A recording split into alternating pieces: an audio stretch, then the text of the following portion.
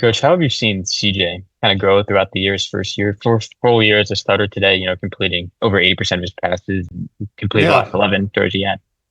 CJ's playing well. He's played well all year, and he's not going to be perfect. There's plays he's going to learn from, but he's given us a chance to win. He's playing hard. He's making plays with his feet. He's throwing catchable footballs down the field. He understands the offense and where coach wants him to go with the ball. He's playing with a lot of confidence. So I love how CJ's playing. And then just to follow up, he talked about wanting to push the field more, and you guys did today. How encouraging is that for you to see, these explosive plays in the pass game today? Well, I think with Hollywood in the backfield, it creates opportunities to throw the ball down the field. And, to stop him with a light box isn't going to happen. And so people have to kind of pick what they want. And you get into single high defenses and give us one-on-ones, we've got to be able to throw the ball down the field.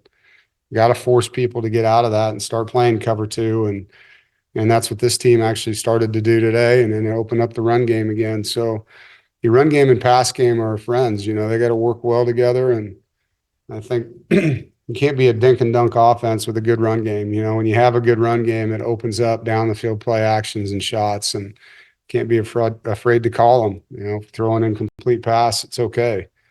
But those are opportunities with the receivers we have that, we got to capitalize on. Jaden? Do you feel CJ is underrated as a QB, maybe on the national level and within the ACC? I don't know, because I don't read what you say out there. So if he's underrated, that's because y'all are underrating him. I think he's a hell of a player. JC? What was it like to see Javon be able to step into that role today? And then what kind of I was energy proud and of him. enthusiasm does Kenny bring? Yeah, I was proud of Javon. And we moved him, I don't know, 3 weeks ago maybe to nickel from corner. And so not knowing, obviously we'd be down Jackson Vick, but we felt like our corner position had good depth and we were concerned. So it was a good decision to move him there. And he did a great job today. There's things he'll learn from that film. Kenny brings a lot of energy on the field. And so, when Sean's not out there, there's a captain not in the game, and you need guys to elevate as leaders. And asked several of those older players to do that today, and Kenny's one of them. Charlie? Hey, Coach. Obviously, the schedule kind of toughens up in the back half. How important was it to see both offensively and defensively, kind of dominate and control the game? Yeah, it helps. I don't know if it's a confidence builder or not. That's probably for the players to answer, but we needed to play well today.